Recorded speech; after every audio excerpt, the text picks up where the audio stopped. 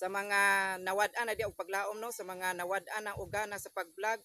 Ang uban gani ni undang na gyud kay wala sila naka-survive kay tungod kay grabe gyud ni kay stressful mga ka-idol, grabe kalabat sa ulo kining musulod ta diri sa vlogging. O dili gyud na sayon kay grabe gyud na siya kalabat sa ulo kanang magunahuna ta og content unsay atong i-upload ini kaugma sunod adlaw. So mao nay grabe kalabat sa ulo mga ka-idol, hinungdan ang uban wala intaw naka survive. So ni undang intaw sila. Punan pa nga walay mo follow, gamay ra mo follow, gamay ra kayo ang mo views.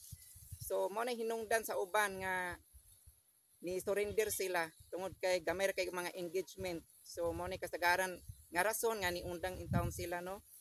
Pero ako ang awhag dia kaninyo mga ka-idol, katong wala pa ni surrender diha o katong ni surrender na hinaot nga magpadayon mo mga ka-idol, dili mo magpakawa sa paglaom kay since ako mga ka-idol nagsugod jud ko sa 0 followers. So ang ako rin yung gibuhat is consistent lang yun ko nga nag-upload kanang original nga content, kanang engaging kaayo nga quality content yun. And then nakipag-engage yun ko sa akong kapwa content creator. So maro gina ako ang technique mga ka-idol, ako ang gibuhat. So kad pagsugod na ako mga ka-idol.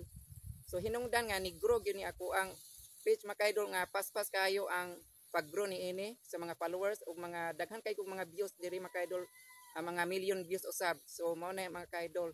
Hinaot nga kamo usab mga ka-idol ma-inspire mo sa ako, magpadayon mo sa inyuhang nasugdan kay sayang kayo mga ka-idol kung muundang mo. Normal naman gyud na mga ka-idol nga mapay pagsugod nato, gagmay gyud kay tag mga engagement, gagmay kay tag mga views.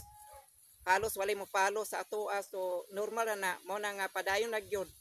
Mao ra gyud technique mga ka-idol, padayon consistent yun ang pag-upload. Og advice lang po yun nako no sa mga small content creator diha, ilabi na gyud sa mga baguhan nga dapat mo follow yun ta sa mga community guidelines para dili ta makasupak sa community standards nga gihatag ni Meta.